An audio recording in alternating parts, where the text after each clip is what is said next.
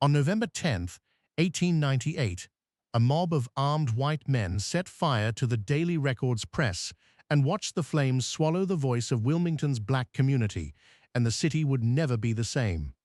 Within hours, the elected fusionist government, an unprecedented biracial coalition of Republicans and populists, was seized, its leaders forced at gunpoint to abandon their posts, and a new white-only regime was installed.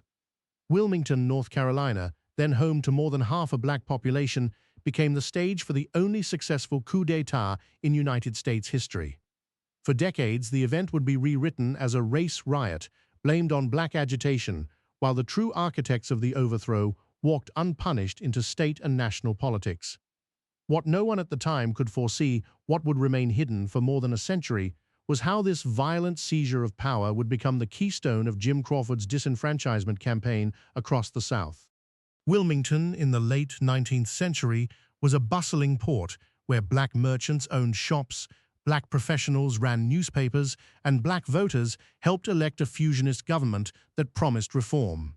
The coalition of Republican and populist legislators had wrested control from the Democratic establishment, passing measures that improved public education and curbed corruption. Yet beneath this progress simmered a fierce white supremacist backlash. Newspapers such as the News and Observer ran incendiary editorials, painting black political participation as an existential threat to Southern civilization. Pamphlets circulated warning of a Negro takeover, while secret societies like the Red Shirts organized paramilitary drills. The stage was set. A city thriving on interracial cooperation faced a coordinated campaign of intimidation designed to restore white dominance. The immediate trigger came from a series of sensationalist articles published in the News and Observer during September 1898, alleging that black men were plotting to murder white women. These claims, never substantiated by police reports, fanned the flames of fear. On October 19th, a public meeting at the city's opera house turned violent when white veterans shouted red shirt," and stormed the stage, demanding the removal of black officials. The next day, Alfred Waddell, former mayor, wealthy businessman, and charismatic leader of the white supremacist faction, delivered a fiery speech at the local Masonic Hall, urging his listeners to take back what is rightfully ours. He promised that if the fusionists did not step down voluntarily, the people will make them. The promise was a thinly veiled threat. Within days, armed groups began gathering weapons, and rumors spread that the Daily Record, Wilmington's only black-owned newspaper, would be targeted. At dawn on November 10th, a contingent of roughly 300 men, many wearing white hoods to conceal their identities, marched toward City Hall. They were armed with rifles, clubs, and the authority of local law enforcement that had been quietly co-opted. Mayor James Wright, a fusionist who had championed integrated schools, was confronted at his desk. Waddell himself stepped forward, pistol in hand, and demanded Wright's resignation. Under the crack of gunfire, Wright knelt and signed an oath to vacate his office. Simultaneously, the mob descended on the Daily Record's building on Dock Street. They smashed windows, tore down the printing press, and set the entire structure ablaze. As the flames roared, dozens of black residents who had gathered to protect their newspaper were beaten, some shot, others dragged into the street and left for dead. Contemporary accounts estimate that between 60 and 300 black citizens lost their lives that night, a death toll still debated by historians today. With the City Hall seized and the Daily Record reduced to ash, Waddell declared himself mayor.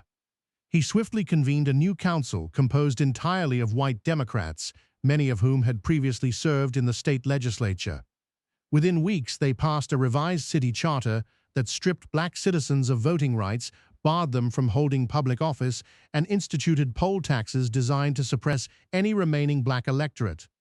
The charter was presented as a necessary measure for public order, yet its language mirrored the broader Southern strategy of disenfranchisement codified in the 1890s by figures such as Benjamin Tillman. Waddell's ascent did not end at City Hall. He later secured election to the United States House of Representatives, where he defended the Wilmington coup as a legitimate act of self-defense. Josephus P. Daniel, another key organizer and state senator, similarly leveraged his role in the overthrow to climb the political ladder, never facing indictment or loss of office. For more than 100 years, North Carolina's public schools taught the Wilmington events as a race riot sparked by black aggression. Textbooks describe the violence as a spontaneous outburst, omitting any mention of the premeditated white supremacist plot, the burning of the Daily Record, or the forced resignations at gunpoint.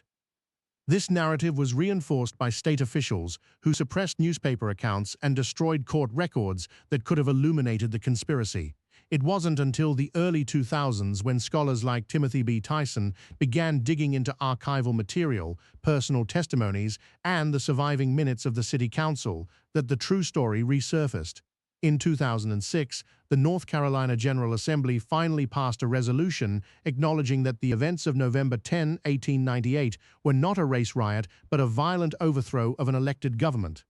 The revelation opened a painful chapter in the state's collective memory and sparked calls for reparations and public memorials. The Wilmington coup was not an isolated incident. It served as a blueprint for the systematic dismantling of black political power throughout the South.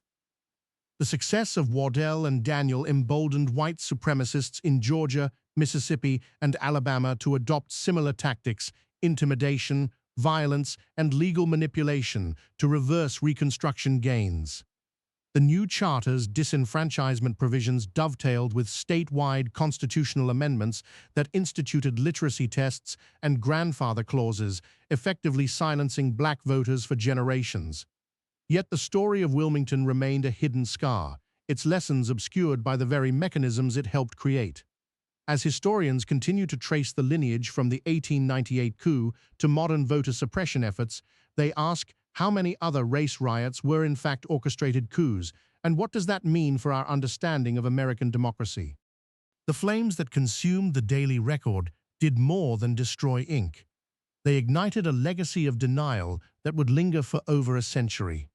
The men who led Wilmington's overthrow walked into state capitols and congressional chambers, their crimes unpunished, while generations of black citizens were denied a voice in the very government that had once embraced them. Today, a modest plaque at the former site of City Hall reminds passers-by of the night white supremacists seized power by force. The story forces us to confront an uncomfortable truth. Democracy can be shattered not only by foreign invaders, but also by domestic actors who exploit fear and prejudice to rewrite the rules.